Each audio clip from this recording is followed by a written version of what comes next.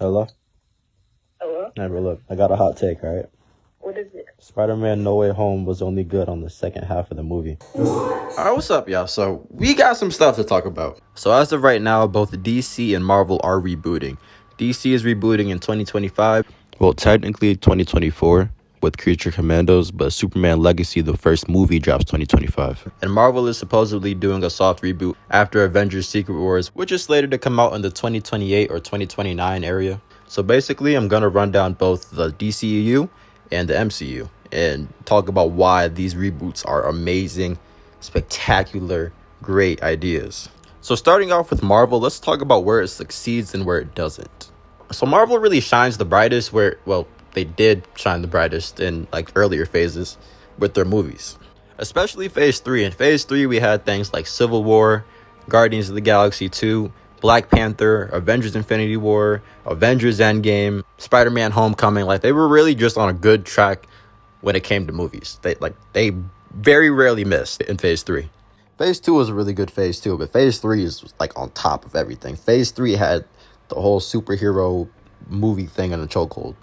The first time I ever went to go hang out with my friends at a movie theater, alone for the most part, was when I went to go see Black Panther. And that was an amazing experience. So I think I kind of just have like a personal connection to Phase 3. But even just going through it, just looking at this list of movies, Phase 3 is untouched. It's undefeated. Honestly, Phase 4 could have came close if they didn't just keep pumping out projects, some good, some bad.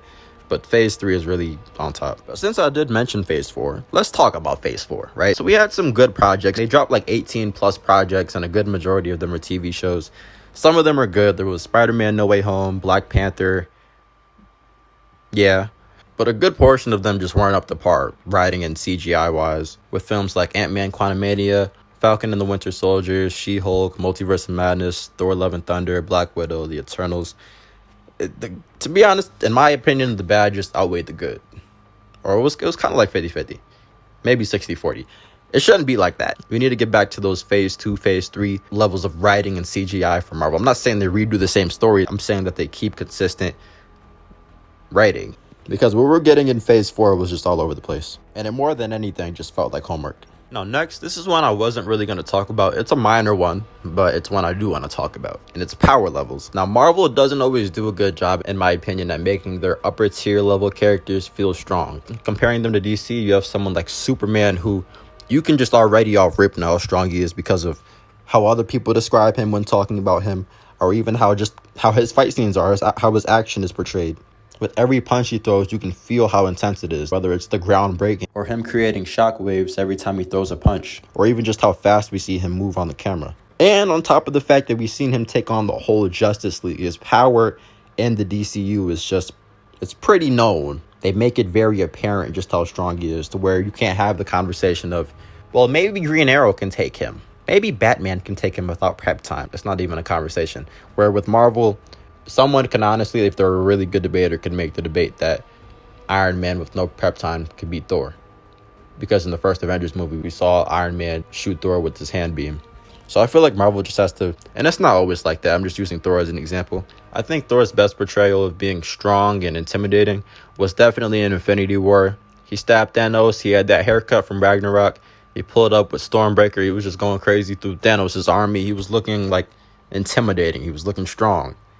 You know what I'm saying? That was Thor. Pretty much after Endgame, he's just been a joke, to be honest. But yeah, back to power levels. That's one thing that I think Marvel could definitely improve on. They're not horrible with it, but that's just a minor critique. And Marvel has had pretty good casting choices in the past. They had Robert Downey Jr. as Iron Man is perfect casting. Chris Evans as Captain America is perfect casting. Pretty much the whole Avengers cast is perfect casting. Tom Holland, Spider-Man, perfect casting.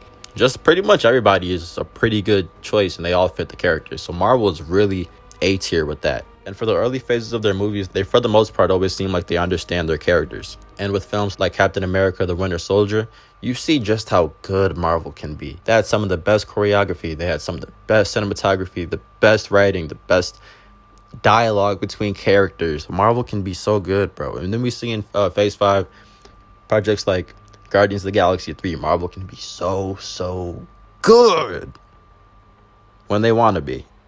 So let's talk about why a soft reboot is the perfect choice. Now, in all honesty, even if Phase 4 ended up being really good, like better than the past few phases, I would still say that it should reboot. And this is like a soft reboot. And this is why. You could introduce people like the X-Men and the Fantastic Four naturally in a universe where they've always been connected.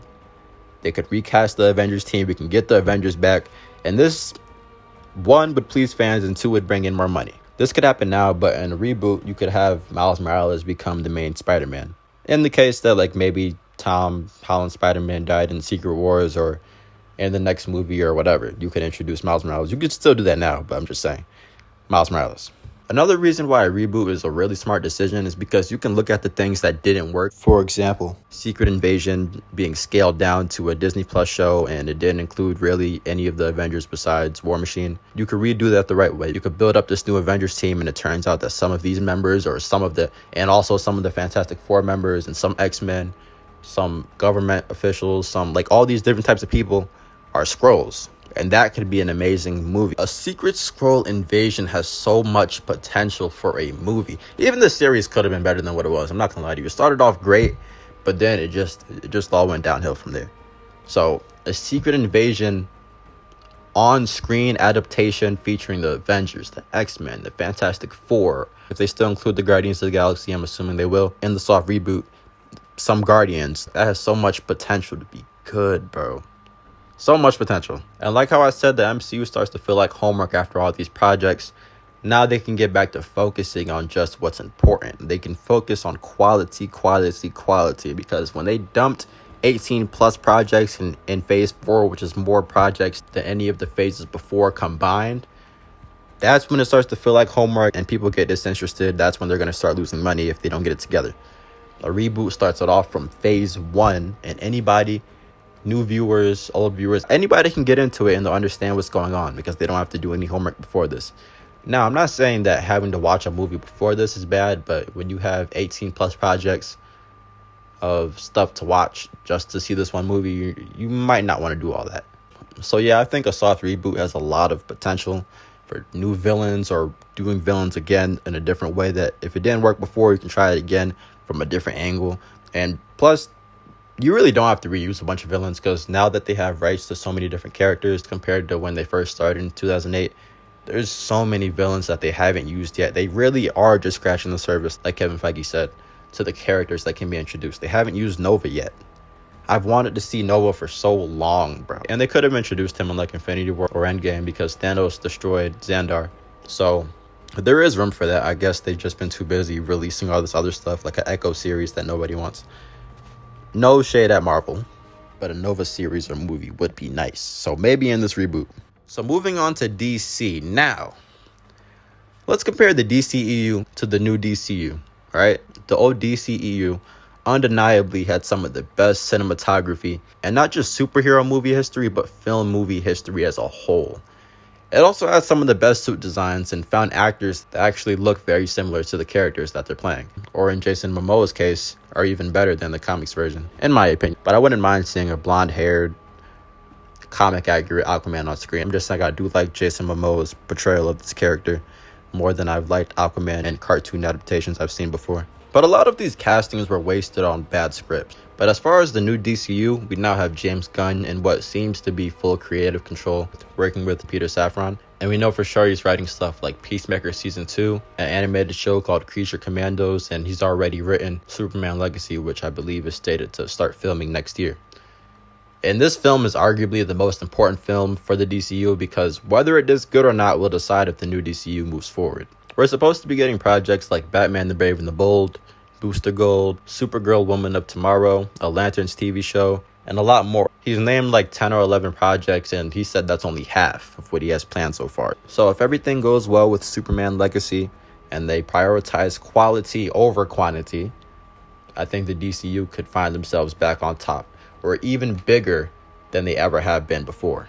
So something else I want to talk about is one of the only Justice League members that seems like they still have a future with DC is Jason Momoa. He's not only reprising his role as Aquaman in the new Aquaman 2 movie dropping this year, it's seeming like he might play Lobo in the new DCU, possibly Superman Legacy. So if that's true, that's literally S-tier casting, because he literally is perfect for that role, bro.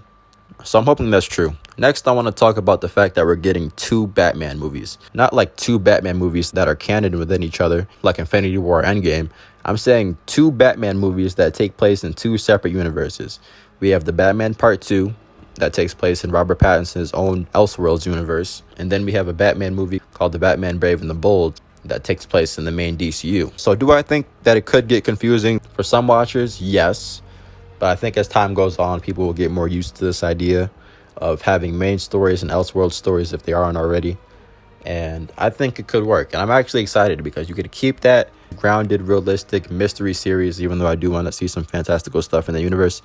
You can keep this mystery noir thing going on without trying to somehow fit other fantastical characters like a Green Lantern or whoever into this series. You can just keep Robert Pattinson's series to himself. And then you have this new DCU Batman. He'll likely be more action focused. He'll be more fantastical. He could have the white eyes. He's going to be farther along in his career because the movie's going to have Damian Wayne in it, which means we could see some of the other Bat family members like Nightwing. If Jason Todd is already back here, we might see Red Hood.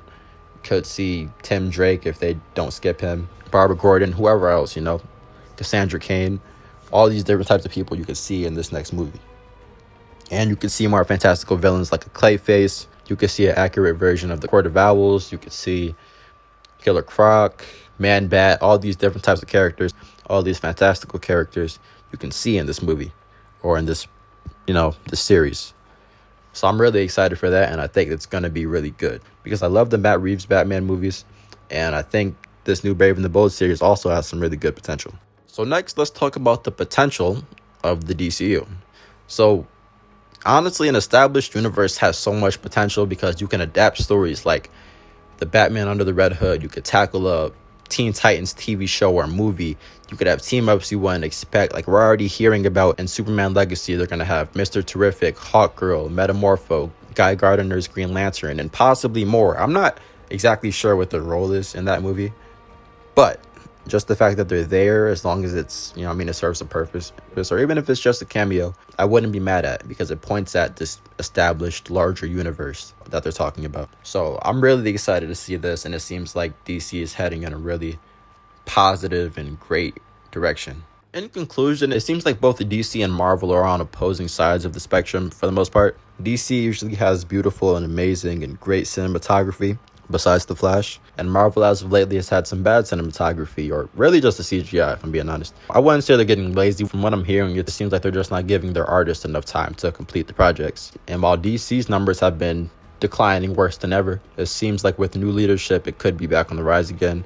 And Marvel is starting to lose trust from fans because they're no longer consistently putting out quality projects. They still put out good projects, but it's not really on a consistent basis anymore. Marvel in their early phases had near perfect writing, while the DCEU didn't fully understand their characters, or they tried to be too different that these characters aren't even themselves anymore. They became unrecognizable. You have a Batman that's killing. You have a Superman that's darker than Batman most of the time. It's just not, it wasn't good. And I understand it was a different take, but obviously it wasn't working, or else DC would be in a way better position right now. And I honestly didn't like the direction that they were going in. You have an older and experienced Batman with no Bat family. They didn't show the Bat family not once. And I think they were going to show Batgirl in the movie that Ben Affleck was planning to make, but that movie never got made. So we didn't even see Batgirl or any other Robins besides the Robin suit, which was confirmed to be a dead Robin. With both studios rebooting, it gives a chance to not just prioritize good cinematography or good writing, but in this way prioritizing both. Marvel did in their early phases, but now that they have access to so many characters, they can tell even more amazing stories. And DC, I'm gonna just be real with y'all, they have won that shot as far as theater movies go, to please the fans. And if they manage to, I think DC could make an expeditiously spectacular, great comeback. And plus, if both companies are putting out good quality films, it'll force both companies to do better each time, really just to maintain their fan bases and grow them. So that is it for the video, guys. I hope you guys all enjoyed. Let me know your thoughts in the comments, and I'll catch you guys in the next one. Peace!